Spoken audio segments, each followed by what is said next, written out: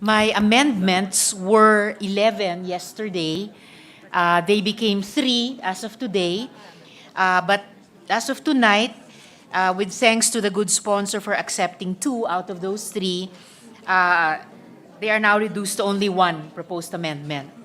So if I may proceed, Mr. President, good sponsor, on page 21, line 12, under section 28, Page 21. after the words anti-competitive acts, I propose to add the phrase, comma, and subject to cross-ownership limits to be determined by the ERC. I so move, Mr. President. Thank you, Mr. President. What does the sponsor say? Well, I will explain sana before I give my answer, but because the Senate President is asking, I will have to reject this because it is very similar to the amendment made by our colleague from Valenzuela, Senator Gatchalian. We rejected it with this explanation. The natural gas industry is in its infancy stage. So when you think of storage and transportation, it's very difficult if we will prevent the owners of the storage from also owning the transportation, because normally the storage necessarily needs the transport, the pipelines, to be able to deliver it. So if we prohibit common owners, then the investors for the storage will still have to find somebody else, convince somebody else to invest in this. So we humbly believe that in its infancy stage, we should not be prohibiting investors from owning both a storage facility and a transportation facility. Perhaps down the road, when this is a robust, thriving, vibrant industry, that can always be considered. Anyway, nothing prevents us from amending this at a later time. But for now, we believe that the clear message we should send investors is that if they choose to invest in natural gas, whether it's indigenous or imported for that matter, they don't have to worry about another investor or wait for another investor to come in to handle a very much integrated business unit. And again, the example I gave was storage and transportation. So for that reason, we respectfully cannot accept the amendment of Her Honor. Thank you, good sponsor, Mr. President. I'd just like to pursue this a little more, if it would be possible. Ang dahilan po, Mr. President, kung bakit binanggit ko dito sa proposed amendment, yung cross-ownership limits, ay dahil we can learn lessons, 2 decades worth of lessons, mula halimbawa sa EPIRA, which though it governs what is right now still a separate industry from ditong sa natural gas na sinusubukan natin through this bill i-regulate, is in some ways parallel. And if we recall in that law governing that industry, the cross-ownership limits are set at 25%. Kaya ko rin po sinabi dito sa proposed amendment na to be determined by the ERC ay dahil pwede pong i-consider yung ganyang katulad na limit, 25%. Pwede din nilang itaas.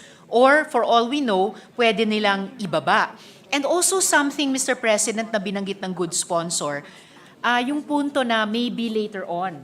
So yung limits na pinopropose ko na i-determine ng ERC sa aking proposed amendment, ay pwedeng mag-set din po ng timetable. It could be similar, maaring mayroong sunset clause or maaring may stages in which certain limits will come into play. So kumbaga, hindi siya set in stone kaagad, parehong 25% sa EPIRA. I-determine po, both in terms of possible percentages and limits in terms of kailan mag-kick in ang certain limits over time, as determined by the ERC. At least, ayon Mr. President, sa aking proposed amendment. There was another point, Mr. President, but I'm forgetting it right now, Mr. President. Good sponsor. I can respond, Your Honor, and Thank then you, if Mr. you President. remember, feel free to Yes. cut me off anytime, no? I appreciate her honor's explanation, the analogy. However, I need to point out that under our existing energy setup, yung NGCP, yung transmission lines na ito, exclusive grant yon. So, wala talagang makapasok na iba. Wala ho tayong ganon. Anyone is welcome. There is no prohibition to have 2 or 3 transportation systems in place. None at all, Mr. President. So when we have the explorations or the importations that would require the storage, anyone can bid or can put up on their own and just say, I'm going to put up a transportation system. That is all well and good. Now, what we don't want to happen is that the importer who will need that storage facility or the investor in the exploration cannot transport its gas because pinagbawalan natin dahil wala pang ibang may gustong mag-invest in transportation. So we are not prepared, Mr. President, for that scenario, and therefore we cannot accept. And again, in due time, we are very happy to reconsider this, but I don't think it's something that is, I don't think it is, what is the word I'm looking for? I don't think it is prudent at this time to put those limitations because we will prevent investments, Mr. President. Kung ako yung investor or kung ako yung proponent and then naghahanap ako ng investors and then I will tell them, okay na, we have a consortium. Remember, these consortiums require many, many investors. Very few entities can do it on their own. Even these multi-billion energy companies have partners. And then we'll have to tell them, wait, you cannot proceed. Or they will have to tell us, we're not going to proceed because we have the funding, but we cannot put up the transportation. So, unfortunately, I cannot accept this right now, Mr. President. If I may further, Mr. President, good sponsor is right that unlike with the NGCP, hindi po ito magiging exclusive grant. Pero dun pa lang sa botong kinuha natin kanina, dun sa earlier proposed amendment ng good gentleman mula sa Valenzuela, we did affirm that in the bill, prioritized or privileged yung indigenous natural gas. And with the way the bill is shaping up, I think we are shaping a very encouraging bill, a very friendly bill to indeed possibly a big group of companies and consortia. I don't share the worry of the good sponsor.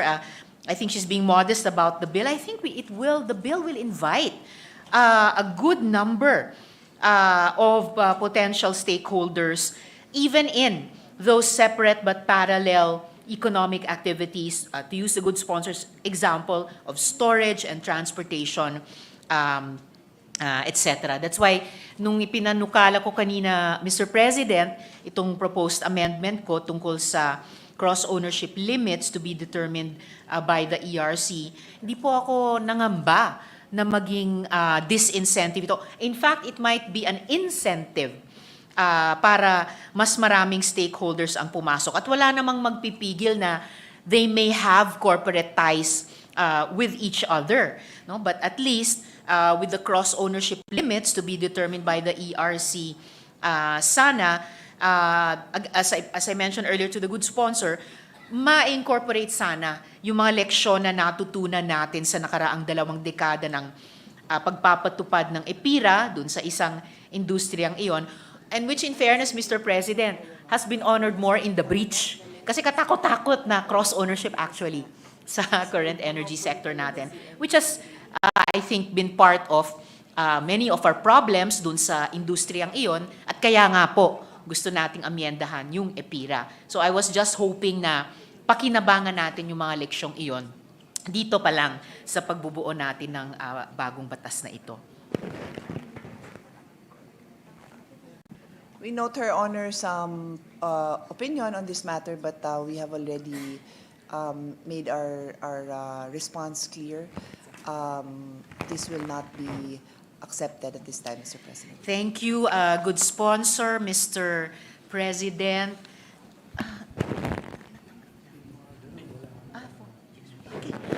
Mr. Good sponsor, I was tempted to appeal this also, but if I'm going to base it on the outcome of of a previous appeal on a previously rejected proposed amendment, I will content myself tonight with saying that I would have wanted to appeal this and subject it to a vote. Before I conclude my proposed amendments, Mr. President, good sponsor, just for the record, I thought that, and may I just ask for confirmation from the good sponsor kung tama yung understanding ko, natanggap na nga po ba yung proposed amendments 1 and 3 ko, which I submitted to the good sponsor's office in writing? Because if I was mistaken in my understanding, ipopropose ko ngayon for the record para matanggap din kung sakali ng good sponsor formally, Yeah. Mr. President. So I understand that Her Honor submitted written amendments today, and the only one that we are not able to accept is the one that Her Honor explained just now. The others will be accepted if Her Honor wants to be the one to read them, we can listen, or this representation can read them, but they are accepted. Thank you very much, good sponsor. So, babaybayan natin yon when we go page by page on the Yes, amendments. yes. I can All take right. the lead, or Her Honor can stand up if she wants. Maraming salamat, good Okay. sponsor, Mr. President. Thank you very much, Senator Risa. Majority Leader. Mr. President, next to pose his amendments is Senator Win Gatchalian. I move that he be recognized. Senator Sherwin Gatchalian, the distinguished gentleman from Valenzuela, is recognized. Thank you. Thank you, So thank you. just for orderly proposals, we'll go by page. And I do have the submitted written proposals of two of our colleagues, Senator Gatchalian and Senator Hontiveros. So I will be happy to navigate. No, if I missed anything, then feel free to stand up. Of course, for that matter, any of our other colleagues. With So- that, may we know where are we now I believe on we're page starting on page 4. I think that's the on first. page 4? Is That's that the earliest amendment from our colleagues. yes? So on page 4, will it be Senator Gatchalian proposing an amendment? Yes, Mr. President. Yes, Also you're on page recognized, 4. Your Honor.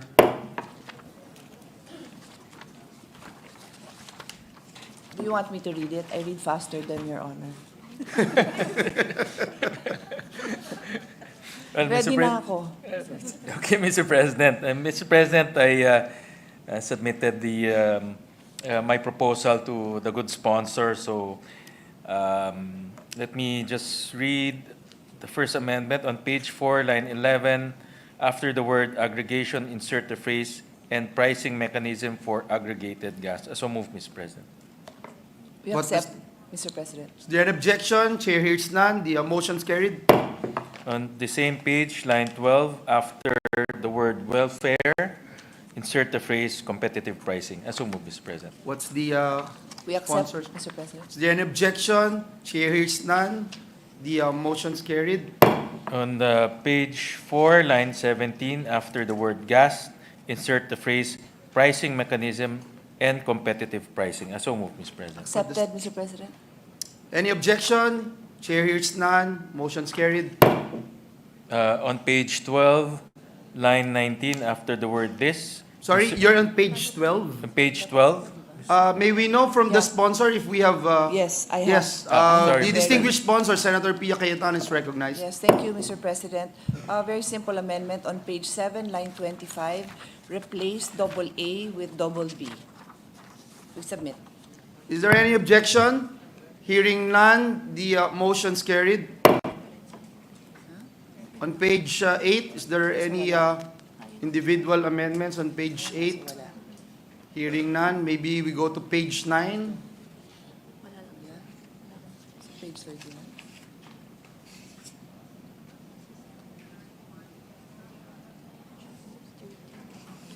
None. May we know, The may we know? next- Yeah, none. If there's anything on page 9 and 10. So we go to page 11, Your Honor, Senator Gatchalian's recognized. Mine on page 12, Oh, Mr. page President. 12, sorry. On page 12. Yes, Senator Gatchalian's recognized. On page 12, line 19, after the word "this," insert the word "also." So move, Mr. President. What does the sponsor say? We accept, Mr. President. Is there any objection? The amendments accepted. On page 13, Mr. President, Page 13, after line 15, insert the following subsection and renumber the remaining accordingly.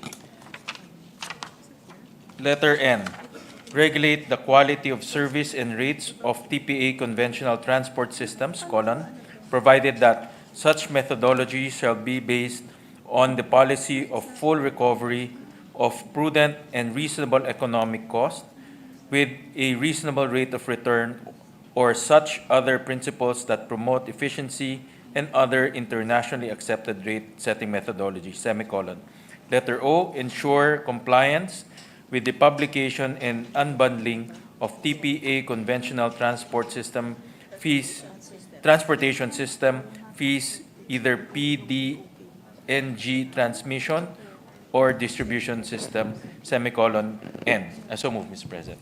what does the sponsor say?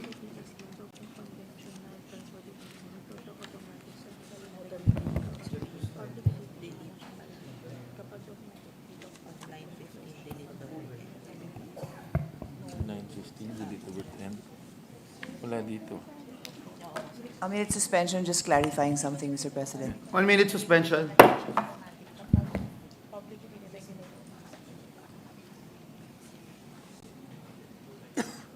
Yung private transfer nila, there's no need to regulate. No need. Pero, hindi, ang dating kasi yung ICBC, parang pakialam. Hindi naman. There's still safety standards and all that. And line 15. Tama ba? Can you write this down? Walang rates, hindi applicable sa rates. Parang Wrote down sa services. As applicable. O, pwede ba?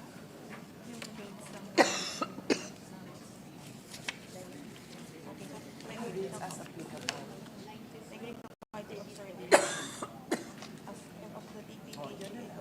O, so pag rates pwede. Page 13. Okay, sige. Sure okay na tayo. Rates as applicable. Saan dito? Walang N dito. Okay. Ready to resume. Sessions resumed.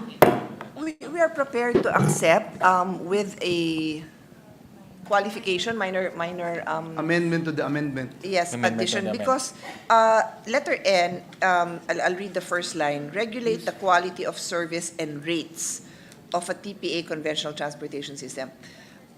Sometimes the transportation system is private, no? It's only run for connected to the supplier. So there's no rates involved. So in that case, our proposal will be, after the word rates, we'll add as applicable, because it's not a public service. So there are no rates to regulate. So as applicable. To start with. Is that okay? Yes, is Mr. on- President, just to explain why we included TPA, because TPA is open to the public for use, and when it's open to the public, it's considered public utility. Therefore, therefore the service quality and rates are normally regulated, Mr. President. But I would accept the amendment to the amendment, Mr. President, so that moving forward, it will be dynamic on the part of the DOE, Mr. Yeah, President. okay. Thank you. And just to be sure that the concern I'm raising is that it may be private, but in any case, we put as applicable. Yeah. That's fairly broad. We accept the amendment to the amendment, Mr. President. Thank you. Is there any objection? Chair hears none. Subject to style, the amendment is hereby accepted. Thank you to the good sponsor. On page 18. Page 18, anterior amendment. There's an anterior amendment. Sorry, Mr. President. We recognize our Deputy Minority Leader, Senator Risa Ontiveros. Salamat, Mr. President. Good sponsor, just to read this into the record, on page 13, line 19, under section 5, add a new subsection on the powers and responsibilities of the DOE that shall read: the Department of Energy, DOE, shall be responsible for identifying and assessing the risk of stranded assets associated with natural gas infrastructure development, taking into account factors such as declining demand due to the energy transition, the emergence of alternative energy carriers, stricter climate policies, and technological advancements in renewable energy. The DOE will develop a transparent methodology for evaluating stranded asset risk, applicable to both existing and proposed projects, and maintain a publicly accessible database that tracks these projects, their risk assessments, and any identified stranded assets. This information will be regularly updated and will serve as a foundation for informed policy decisions and regulatory actions. To mitigate the risk of stranded assets, the DOE is empowered to establish and cost the enforcement of regulations that promote responsible investment in natural gas infrastructure and encourage a timely transition to renewable energy sources. These regulations may include facilitating the early retirement of high-risk assets through financial mechanisms. The DOE will also coordinate with relevant government agencies to align natural gas development with national climate targets and ensure a smooth transition to a sustainable energy system. I so move, Mr. President. Accepted, Mr. What does the President. sponsor say? Accepted. Is there any objection? Hearing none, the motion is accepted by the sponsor. Motion is carried. Thank you, good sponsor. Now, page 14. Any No amendment, Mr. 15? Page 15? No amendment, Mr. President. Page 16? Will the sponsor introduce an amendment in page 16? Wala na yan. 16. Page 17? Page 18? Page 18, Mr. President. Yes, Senator Gatchalian is recognized. Thank you, Mr. President. In line 4, after the word agency, insert the phrase to determine the need for and regulate and delete the word in. I so move, Mr. President. What does the sponsor say? We accept, Mr. President. Amendments accepted. Is there any objection? Chair hears none. The motion is carried. On the same page, line 8, after the word transparency, delete the word competitiveness and replace the phrase competitive pricing. I so move, Mr. President. What does the sponsor say? We accept, Mr. President. Amendment is accepted. Is there any objection? Chair hears none. Motion is carried. On the same page, in line 8, Line after the 8. word reliability, insert the phrase and consumer welfare. I so move, Mr. President. We accept, Mr. President. Is there any objection? Chair hears none. Motion is carried. Tapos na to. Page 11 and page 18. Page 18. We go to page 19, Your Page Honors. 26. Are there any amendments on page 18? Hearing none, we go to page 19. Page 20. 21 na. Page 21. Tapos na. Page 22. Oh, wala na. Page 23. Page 24. Page 25. Page 26. Okay, page 26. Page Mr. President. 26. The gentleman from Valenzuela is recognized. On Senator page- Sherwin. On page 26, line 10, after the word decommissioning, insert the phrase in accordance and consistent with the policies and guidelines of the Department of Environment and Natural Resources on establishing, maintaining, and use of environmental guarantee fund to ensure, among others, decommissioning obligations in all co-located or single projects that have been determined by the Environment Management Bureau to pose a significant public risk. I so move, Mr. President. What does the sponsor say? Accepted. It's accepted. Is there any objection? Hearing none, the motion's carried. page 27, page 28, page 29, page 30. Page 30, yes, we recognize our distinguished Deputy Minority Leader, Senator Risa Ontiveros. 1 minute Salamat po. suspension, We are on page 30. Is there an anterior amendment, Senator Gatchalian? Yes, Mr. President, but 1 minute suspension just to We confer with suspend the session for a minute.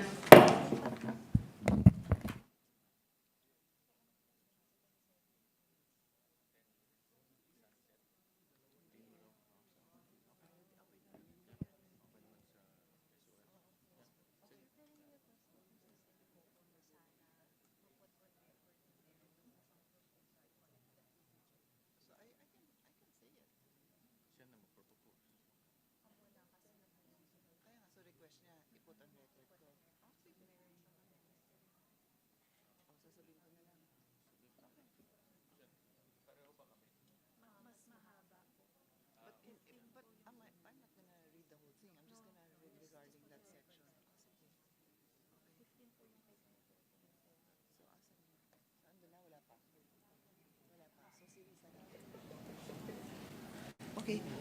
Ready to resume, Mr. President. Session is resumed.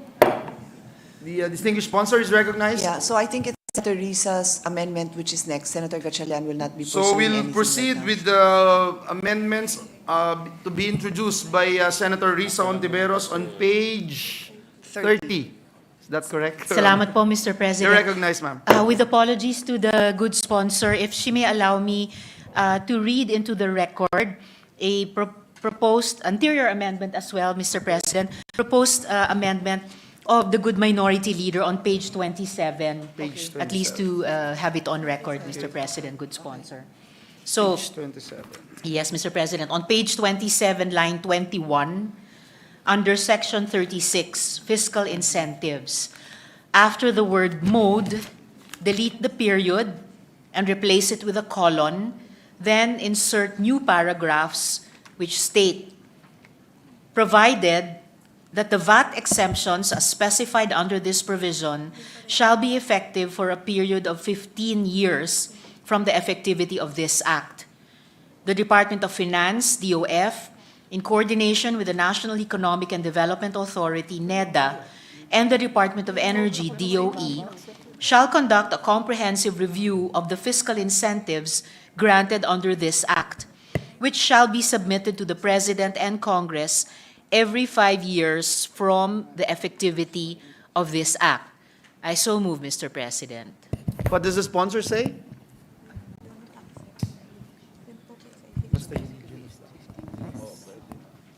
Yeah. Mr. President, we are not able to accept the amendment and we'd like to explain. So this is a VAT exemption provided in this provision, and the amendment proposed is to limit the VAT exemption. And the reason we are constrained to reject this proposal is this.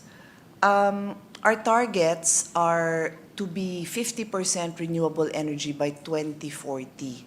That's 15 years from now.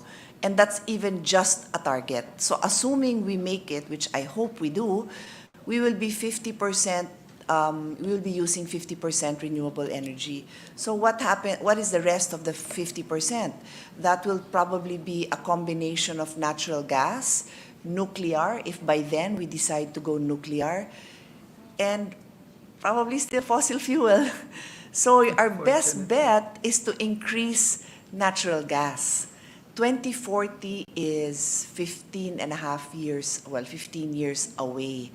So I think the best way to address this concern of the minority floor leader would be in due time. Ang create nga po in 2 years na amende, no?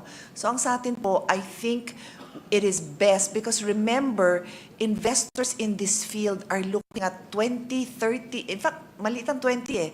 They look at 30, 50, and the next generation. Ganun ang investment dito. So, ang hirap na yung 10% na, yung VAT na yan, iisipin nilang, ay hanggang 10 years lang or 15 years lang. medyo it limits their projections, no, the viability or the profit that they're trying to make. So ang akin po, to be consistent with the long-term plan of promoting indigenous natural gas, let's let Congress in the future decide if the time is right to remove the VAT exemption. Thank you, good sponsor. The minority leader is aware that the good sponsor is not accepting this proposed amendment. Salamat for allowing him at least to make it of record that this Thank you. was his proposed Of course. amendment. Thank you, Mr. Senator President. Risa. Salamat, Mr. Yes, And if I may uh, proceed with the proposed amendment Just to on... add to yes, that of course, Yes, Mr. President. Senator Gatchalian is recognized. Thank you, Mr. President. Mr. President, I have a similar proposal to have a sunset provision on the VAT exemption for 10 years.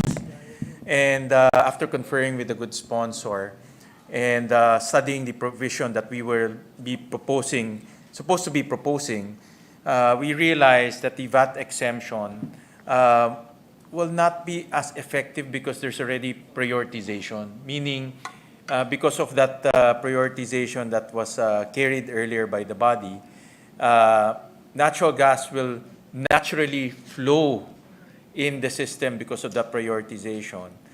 And the VAT exemption will now be carried in that natural gas. So, meaning it will be the consumers at the end who will be enjoying that VAT exemption.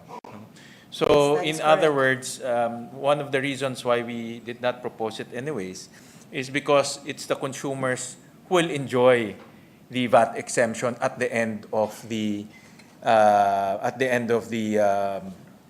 segment, Mr. President.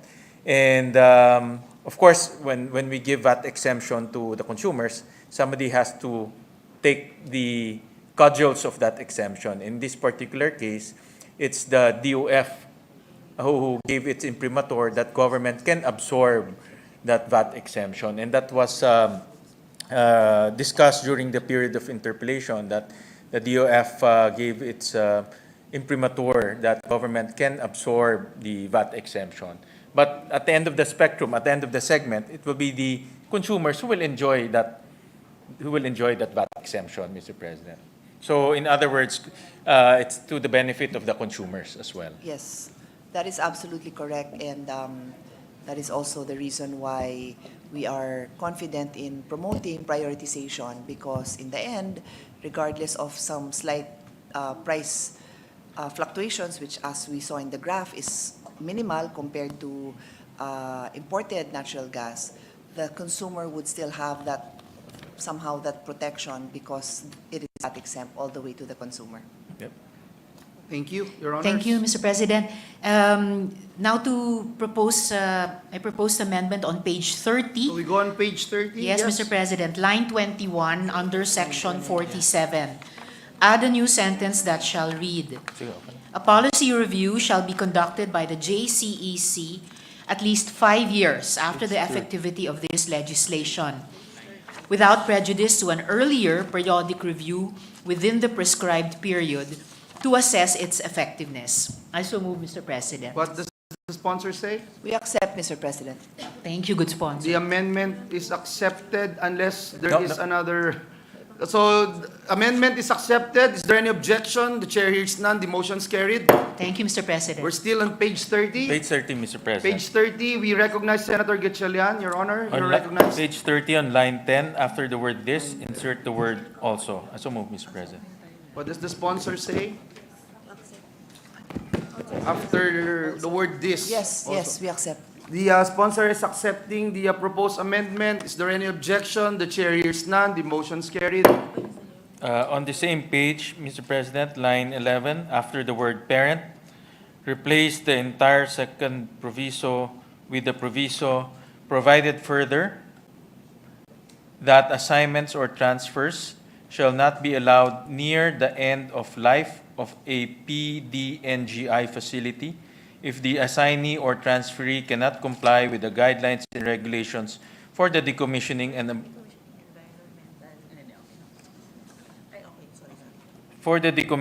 and abandonment of PDNGI facilities as provided in Section 24 of this Act.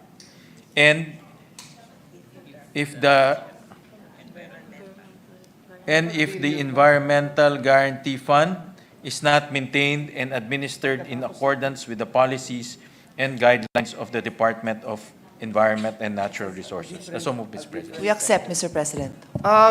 There are some, just a minute suspension, just a minute suspension.